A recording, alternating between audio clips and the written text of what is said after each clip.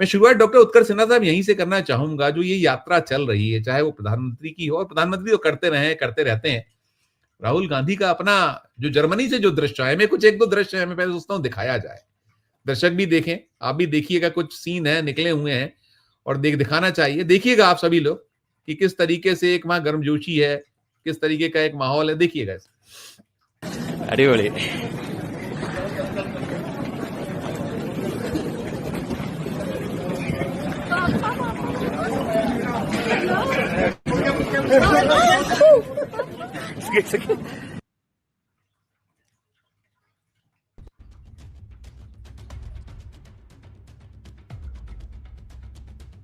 एक BMW की जो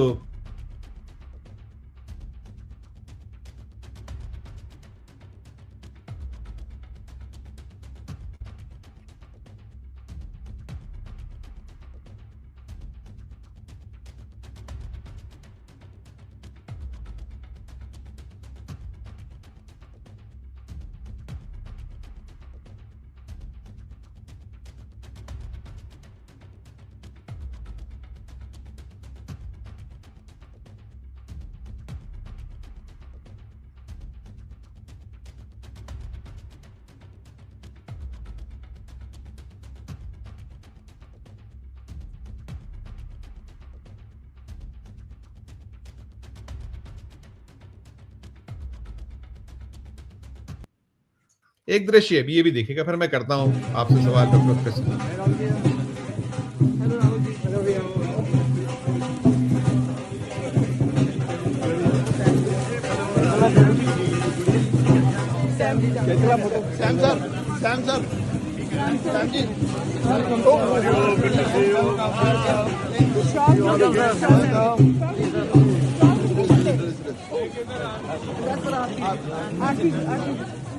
Hello, Sam sir. Yes. Thank you, thank you. मैं डॉक्टर उत्कर्ष सिन्हा यहां से शुरू करना चाहूंगा आपसे कि ये देश का ही तो सम्मान है। एलओपी जो है, राहुल गांधी जो है, तो इस भारत के ही है, और जो कुछ कर रहे हैं, जो कोशिशें हैं, इसी की कोशिशें हैं। इतना भय क्यों है? जो सत्तारूढ़ दल है, भारतीय जनता पार्टी है, जो वो कहीं कंट्रोवर्सीज क्रिएट करती है। ठीक है, देश में आपकी जो प्रतिद्वंदता है, एक सत्ता अलग अलग राजनीतिक दल के नाते, लेकिन कम से कम अंतर्राष्ट्रीय मंचों पर जो आपका तरफ से चीजें निकलती हैं, होती हैं, क्या ये उचित है? आप करें तो ठीक है, और वो करें तो अनुचित हो जाएगा सारा कुछ। शुरुआत आप। बात ये है ना कि जैसे राहुल गांधी की यात्राओं को लेके भाजपा हमेशा जो है चिंतित हो जाती है। उसको लगता है कि ये तो सीधे सीधे नरेंद्र मोदी को चुनौती है। और चुनौती क्यों है? क्योंकि ये प्रधानमंत्री हैं, तब स्वागत होता है। वो अभी तो लीडर ऑफ अपोजिशन अब बने हैं, मगर उसके पहले भी वो ऐसी जगहों पे बुलाए जाते थे जहां संवाद होता था। और उन संवाद, आप याद कीजिए हार्वर्ड की वो स्पीच, ऑक्सफोर्ड की स्पीच। तो ये सारी चीजें जो हैं उसको लेकर। अच्छा, दूसरा ये कि बीजेपी ने बहुत इन्वेस्ट किया है राहुल गांधी को पप्पू बनाने में। अब वो सारी इमेज भी टूटती है, तो दर्द है। अब संबित पात्रा साहब ने जो कहा, बयान दिया कि हाउस चल रहा है और एलओपी बाहर है, और तब जबकि उनकी पार्टी ने व्हिप जारी किया है। भाई, व्हिप तो सबने जारी किया है, व्हिप बीजेपी ने भी जारी किया है, और प्रधानमंत्री भी एक सांसद है। व्हिप तो वन लाइन होता है, सबको रहना है, आपको भी रहना है, उनको भी रहना है। लेकिन यहां व्यवस्था ये भी होती है कि पार्टी के कंसेंट से आदमी बाहर जाता है। ऐसा नहीं है, नियम ये है। अब बाकी मोदी जी एक्सेप्शन है, वो अपनी जगह पे हैं, वही पार्टी है, वही सब कुछ है, वो अपनी जगह पे है। लेकिन ये सवाल बेमानी है। देखिए, राहुल गांधी वहां क्या करने गए हैं, इंपॉर्टेंट ये है। इंपॉर्टेंट ये है कि राहुल गांधी के वहां पे मोटे मोटे दो कार्यक्रम है। एक तो ओवरसीज कांग्रेस की बैठक है, तो जाहिर सी बात है कि वो किसी पार्टी के पास अपना अधिकार है, उसका जब जो इंटरनेशनल विंग्स हैं, अगर वो मीटिंग करेंगे तो वहां नेता जाएगा, गया, वो पार्टी का इंटरनल मैटर है। दूसरा, वहां प्रोग्रेसिव अलायंस नाम के ग्लोबल अलायंस की मीटिंग है। दुनिया भर के 117 राजनीतिक दल, अलग अलग देशों के, उसमें एशियन कंट्रीज हैं, वेस्टर्न कंट्रीज हैं, सेंट्रल इंडिया की कंट्री, वो एशिया की कंट्रीज हैं। 117 दल हैं जिसमें भारत से 2 सदस्य उसके हैं, 2 पार्टियां उसकी सदस्य हैं, एक कांग्रेस है और एक समाजवादी पार्टी है। ये प्रोग्रेसिव अलायंस का एजेंडा क्या है? ये प्रोग्रेसिव अलायंस 3 चीजों पर बात करता है कि कैसे डेमोक्रेसी के भीतर इक्विटी, इक्वलिटी सबकी हो, ह्यूमन राइट सबके रहे, और जो हाशिए पे समाज है उसको राजनीति कैसे देखे और कैसे मुख्य धारा में लाए। अब चूंकि ये प्रोग्रेसिव है तो दर्द होना है, क्योंकि इन सारे सवालों पर जिक्र होगा तो जाहिर सी बात है कि हर देश का राजनीतिक दल अपने देश के हालात पर बात करेगा, और जब हालात पर बात करेगा तो दुनिया भर में उसकी बात भी होगी। आपने इन मसलों के ऊपर क्या करके रखा है? मानवाधिकारों की भारत में आज क्या स्थिति है और विश्व मानवाधिकार सूची में भारत किस स्थिति में है? मानवाधिकार जो सबके लिए समान है वो आपने उनको किसके लिए एक्सक्लूसिव बना दिया है, किसके लिए हटा दिया है, ये भी चर्चा होगी। समानता की बात आएगी तो भी चर्चा होगी, आदिवासियों के, दलितों के, महिलाओं के, अल्पसंख्यकों के, सबके समानता की बात होगी। तो चिंता वो एजेंडा है। पहली चिंता, राहुल गांधी को वैल्यू क्यों मिली? क्योंकि मेरा ये कहना है कि राहुल गांधी पप्पू, मगर दुनिया बावजूद उसके आज ये जो आपने वीडियो दिखाए, ये घटनाक्रम जो है वो ये है कि BMW का जो वहां पे फैक्ट्री है जर्मनी में, वहां पे भारत की जो कंपनी है टीवीएस मोटर्स, टीवीएस की मोटरसाइकिलें बनती हैं, वो कोलैबोरेट करके एक 450 सीसी इंजन की बाइक बना रहा है, टीवीएस बना रहा है जी। उसको देखने, उसको चलाने, टेस्ट करने के लिए उनको इनवाइट किया गया, वो गए। वहां जाके उन्होंने कहा कि भाई भारत में जो प्रोडक्शन है वो कम हो रहा है और जो फैसिलिटीज होनी चाहिए उसको और बढ़ाना चाहिए। कोई गलत बात नहीं कही। भारत में प्रोडक्शन डाउन हो रहा है, ये तो श्याम के आंकड़े हैं, सबके आंकड़े हैं। और दूसरी तरफ ये है कि भाई प्रोडक्शन क्वालिटी किसी देश में बढ़े, वो कोई बुरी बात नहीं है। मगर बीजेपी इसको ऐसे पोर्ट्रे कर रही है कि ये जाके भारत की बुराई कर रहे हैं। अब आपको समस्या किस बात की है? समस्या इस बात की है कि आप हर उस चीज को भारत की बुराई कहते हैं जो दरअसल आपकी बुराई है, आपकी सरकार की बुराई है। आपने मान लिया है कि आप ही भारत हैं, आप ये मान के चलते हैं कि आप ही भारत हैं, आप जो कहेंगे वही भारत है, आप जो बोलेंगे वही भारत है, आप जैसे कहेंगे वही भारत है, जो आप खाने को कहेंगे वो खाना भारत है, जो आप मना करेंगे वो खाना भारत नहीं है। तो ये आपकी समस्या है, असल में ये आपकी समस्या है। और प्रोपेगेंडा सिस्टम बहुत मजबूत आपने बना रखा है, लेकिन वो भारत के बाहर काम नहीं कर रहा है। वहां पे भी विचार करने वाले लोग हैं। क्यों टीवीएस ने बुला लिया भाई अपने एक लीडर ऑफ अपोजिशन को? उसने रिस्क लिया, उसको पता है कि उसके ऊपर इसके असरात क्या हो सकते हैं, बावजूद उसने बुलाया। तो अगर ये चीजें, अगर प्रोग्रेसिव अलायंस एक पॉजिटिव अलायंस है, उसमें बहुत सारे थिंक टैंक्स हैं, उसमें बहुत सारे ह्यूमन राइट्स ऑर्गेनाइजेशंस हैं, तो वहां पर बात क्यों नहीं करनी चाहिए किसी देश को? पहले और अब मैं फर्क बता के ये खत्म करूंगा। देखिए, भारत या दुनिया डिप्लोमेसी में 2 ट्रैक चलते हैं। एक ट्रैक होता है गवर्नमेंट टू गवर्नमेंट, जिसको ट्रैक 1 बोलते हैं, और एक होता है ट्रैक 2, जिसमें नॉन गवर्नमेंटल फोर्सेस जो हैं वो इंटरैक्ट करती हैं, वो बात करती हैं, और वो एक ऐसा रिलेशन बिल्ट होता है जो टाइम टू टाइम देश के काम आता है। और ये स्टेट्समैनशिप के लिए बहुत जरूरी है। किसी देश की वैल्यू कैसे बनती है, इसके लिए बहुत जरूरी है, क्योंकि जब वक्त आता है तो ये फोर्सेस जिनके साथ आपने एक फेथ बिल्ट किया हुआ है, वो फोर्सेस आपके फेवर में बोलना शुरू करती हैं। हम ऑपरेशन सिंदूर के बाद तरस गए कि कोई हमारे बारे में बोले। हमने डेलीगेशन भेजे, कोई सुनने नहीं आया। कई देशों के मुखिया मिलने के लिए तैयार नहीं हुए। बिल्कुल बिल्कुल। पता नहीं किन किन के साथ बैठ के बात कर ली और बता दिया कि साहब आके यहाँ पे बता दिया कि साहब आज तो ये कर दिया और वो कर दिया और नंगा कर दिया और कपड़े उतार दिए, सब कर दिया। लेकिन किसने बोला? ट्रैक 2 हमेशा यही काम करता है, और ट्रैक 2 पहली बार नहीं है। सरकारें अपने विपक्ष के नेताओं को, दूसरी पार्टी के लोगों को, राइटर्स को, आर्टिस्टों को, जर्नलिस्टों को, एक्टिविस्टों को फैसिलिटेट करती रही है। मैं खुद उसका पार्ट रहा हूं। बिल्कुल कई बार ऐसी घटनाएं हुई हैं, कैसी यात्राएं हुई हैं जब जिसमें ये है। मैं आपको बस खाली ये बता दूं, बाकी छोड़ दीजिए, बहुत छोटी सी बात है, मुझे नहीं रिलेट करना चाहिए इतने बड़े लोगों के साथ। लेकिन मैं ये बताऊं, मैं लास्ट ईयर केनिया में एक ग्लोबल कॉन्फ्रेंस में था जो सस्टेनेबल डेवलपमेंट गोल्स को रीडिजाइन करना चाहती थी। जाहिर सी बात है कि कंट्रीज के वर्किंग ग्रुप बने थे, और उसमें मैं था, नीति आयोग के एक निदेशक थे, कुछ और भारतीय थे। हमने बैठ के एग्जामिन किया कि हमारे यहाँ कमियां क्या हैं, और हमने उसको प्रेजेंट किया, क्योंकि आगे बढ़ने के लिए तो जरूरी है ना। तो ये चीजें ब्लॉक बनाती हैं, ये ब्लॉक बिल्ड करती हैं, जो देश को सोचने देता है, आगे बढ़ाने के लिए एक आपको बेस देता है।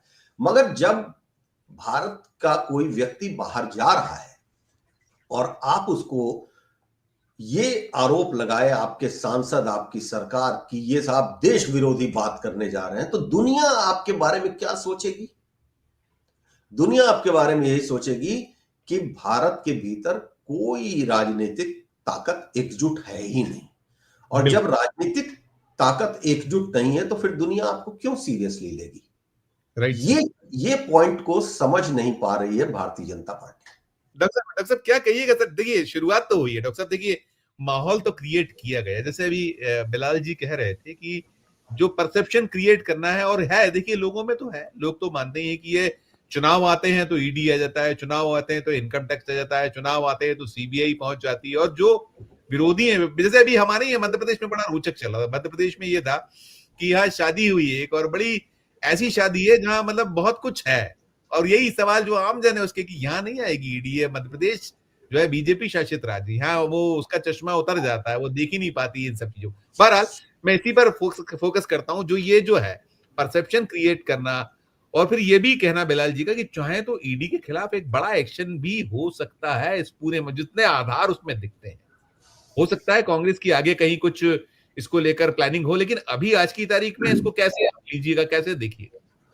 देखिए, एक तो ये बात, जिस तरह से रिजेक्शन हुआ है उस पिटीशन का, उसने इस बात को मतलब साबित कर दिया है कि अभी इसमें कुछ है नहीं, क्योंकि इस दौर में मौका दिया गया है डॉक्टर साहब की, अभी आप वो कर लीजिए। वो तो एक कानून की भाषा होती है, और अगर करना होगा भाई तो दिया ही जाता है, कोई ना कोई एक स्पेस तो बनता ही है, बनाया भी जा भी जाता है। और लेकिन सबसे बड़ी बात यह है कि इस दौर में ऐसे पिटीशन को रिजेक्ट करना, भाई जज साहब भी दबाव में होंगे, लेकिन उन्होंने हिम्मत दिखाई। और दूसरा ये कि मेरिट के आधार पर उन्होंने फैसला दिया, जो कि उम्मीद की जाती है किसी भी जस्टिस से, कि मेरिट केस की क्या है उस हिसाब से आप फैसला करिए, बजाय इसके कि वो केस किसका है इससे। तो दूसरी बात, उसके होने से कांग्रेस के भीतर एक और चेंज देखा मैंने। जैसे कांग्रेस कोई भी प्लान जो करती थी ना, एक्शन प्लान, उसका बड़ा लंबा होता था, लेकिन आनन फानन में कांग्रेस ने इस पर पूरे देश भर में प्रोटेस्ट किया, ऑर्गेनाइज कर लिया, तो थोड़ा सा पार्टी भी चेंज, एक्शन के मामले में ये चेंज हुई। देखिए, ईडी अब बहुत साफ हो चुका है, मतलब अब इस आई वॉश में रहने की जरूरत ही नहीं है कि ईडी जो है वो इंडिपेंडेंट एजेंसी है, या ईडी जो है बहुत क्लियर एजेंसी है, क्योंकि तमाम हमने जांचें देखी उन नेताओं की बंद होते हुए जिन्होंने जैसे ही भारतीय जनता पार्टी की सदस्यता ली, सरकार का हिस्सा हुए, वैसे वो जांच ही बंद हो गई। तो क्यों? भाई वो ठीक बात है, आप पार्टी में रहिए, जांच होती रहेगी, देखा जाएगा, बहुत सारी बातें होती हैं। लेकिन राहुल गांधी का एक बयान याद कीजिए, जब वो ईडी के समन का जवाब देने गए थे, उनसे पूछताछ जब हो रही थी, तो उसके बाद उन्होंने एक भाषण दिया था। उन्होंने कहा था कि मैं इसलिए नहीं गया था कि भाषण देने, मतलब मुझे अपनी सफाई देनी है, क्योंकि मामले में तो कुछ है नहीं। मैं इसलिए गया था कि मैं उन चेहरों को देखना चाहता था जो इस तरह की गलत चीजों को वो कर रहे हैं। तो कुल मिला के बात यह है कि अब भाई देखिए, सीबीआई को पहले कहा जाता था, टिप्पणी हो चुकी है कि वो तोता है। सीबीआई इस बार पीछे है, इस बार ईडी आगे है, क्योंकि सीबीआई का जो काम करने का तरीका है वो बड़ा टाइम टेकिंग है। ईडी जो है अरेस्टिंग तक जल्दी कर सकती है। और आप एक चीज और देखिए, ईडी को आगे बढ़ाने का प्लान क्या है। सरकार ये चाहती है कि हर जिला मुख्यालय पे इन्फोर्समेंट डायरेक्टरेट का ऑफिस हो, उसके लिए बाकायदा भर्तियां हो। तो ईडी एक तरीके से एक अलग किस्म का मैकेनिज्म बन जाएगा, जो सारे एग्जिस्टिंग मैकेनिज्म को, और किस नाम पर, कि अवैध धन और मनी लॉन्ड्रिंग और भाई इकोनॉमिक ऑफेंस, यही तो है उसका काम। जी जी। उत्तर प्रदेश में कई ऐसे अधिकारी हैं, अभी नाम लेने की जरूरत नहीं है, जो जिलों में तैनात हैं, जिनके ऊपर ये आरोप लगाया जाता है कि उनके 100 कॉलेज, 10 हॉस्पिटल, एक दो नहीं 100। डॉक्टर साहब, मत कोई भी भारतीय जनता पार्टी शासित देखिए, राज्य ऐसा शायद नहीं हुआ जो ऐसे पार्षदों को जानता हूं जो पार्षद 20 साल पहले क्या थे और आज कहां खड़े हैं। और सवाल ये है कि ईडी की इंक्वायरी की बेसिस क्या है, ईडी इंक्वायरी सेटअप होने का आधार क्या है। कोई इन्वेस्टिगेटिंग एजेंसी रेफर करेगी अगर ईडी को, तो ठीक। अगर ईडी सुओ मोटो लेके कोई केस दर्ज करती है, तो इसका मतलब यह है कि वो एक प्रक्रिया है जहां के ऊपर आप संदेह कभी भी कर सकते हैं। तो कुल मिला के ये कि एजेंसियों की साख का सवाल है। बिल्कुल। और बिल्कुल। एजेंसियों की साख जो है वो आज, अब देखिए, रास्ता तो एक नया बन गया है, vendetta, pressurisation, use of agencies, miss use of agencies. लेकिन अगर ये नजीर बन जाए, मतलब ये एक प्रैक्टिस बन जाए, और आने वाली सरकारें भी यही काम करने लगे, तो भाई बहुत खतरनाक है, बहुत खतरनाक। नहीं, बिल्कुल बिल्कुल। मैं डॉक्टर साहब खतरनाक होगा, क्योंकि फिर वो, लेकिन मुझे ये लगता है कि कोई भी सरकार हो, रूल ऑफ लॉ के साथ पॉलिटिकल इंडल्जमेंट नहीं होना चाहिए। ठीक कह रहे हैं, ठीक कह रहे हैं। मैं डॉक्टर साहब, मेरे 2 सवाल और भी हैं। मैं आप ही से लेके, देखिए, एक तो जो बिहार वाला वह हिजाब वाला मामला, और जो उत्तर प्रदेश से जो आवाज जिस तरीके से उस समर्थन में हुई, और क्या एक कितना किस हद तक चले जा रहे हैं, ये मतलब बड़ा दर्दनाक है। एक और दूसरा, जो ओम बिरला को जो एक सुप्रीम कोर्ट की ओर से नोटिस है, वो आपको मसला याद ही है कि जस्टिस वर्मा वाला मामला है, जस्टिस वो है। कुल मिलाकर ये चीजें बड़ी, आप कहीं ना कहीं जो आपने सम्मान जहां होना चाहिए था, उस सम्मान की जो है, हम अब संसद के यदि जो चीफ को यदि जा रहा है, उनसे यदि कोई पूछा जा रहा है, तो ये भी एक विडंबना ही है। दोनों पर आपकी राय। और मैं बिलाल जी विडंबना है। और देखिए, मैं आपको बताऊं, ये जो नीतीश कुमार का एक्ट है वो बहुत शर्मनाक है। मतलब बीजेपी तो शायद डॉक्टर साहब बड़ी बीजेपी खुश होगी कि ये चलिए अच्छा हुआ, कांटा खुद। बीजेपी के नेता तो खुद ऐसी बातें करते रहे हैं जो हालिया दिनों में इस तरह। और देखिए, सबसे बड़ी बात नेताओं की नहीं है, उन समर्थकों के ऊपर मुझे बड़ा तरस आता है जो इस बात की निंदा करने के साथ की जगह जोड़ देते हैं कि अरे मुलायम सिंह ने भी तो कहा था कि लड़कों से गलती हो जाती है। तो मैंने कहा कि भाई, मैं अपनी बातचीत का जिक्र कर रहा हूं, तो कहा कि मुलायम सिंह ने तो कहा था लड़कों से गलती। हमने कहा इन्हीं लड़कों के लिए कहा था क्या? ये एक दोस्ताना बातचीत थी। लेकिन बात यह कि मुख्यमंत्री हाथ लगा दे। देखिए, भारतीय परंपरा के भीतर किसी का घूंघट पे दूसरा पुरुष हाथ लगा दे, किसी के हिजाब पे लगा दे, किसी का चेहरा नंगा करने की बात है ना। ये हिजाब का सवाल नहीं है।